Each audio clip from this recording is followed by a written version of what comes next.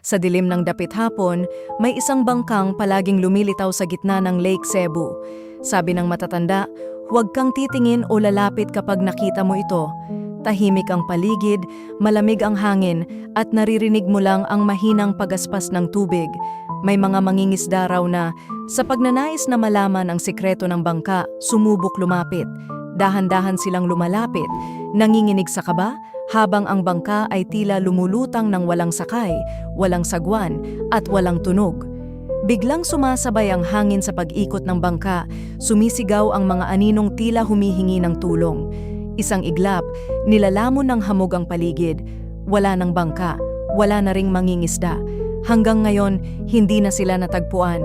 Sumpa daw ito ng mga kaluluwang hindi matahimik, naghahanap ng kapalit.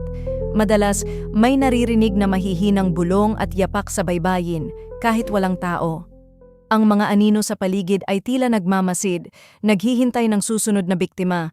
Kung makita mo ang bangka, lalapit ka ba o tatakbo palayo? Ano ang gagawin mo kung ikaw ang makasalubong dito?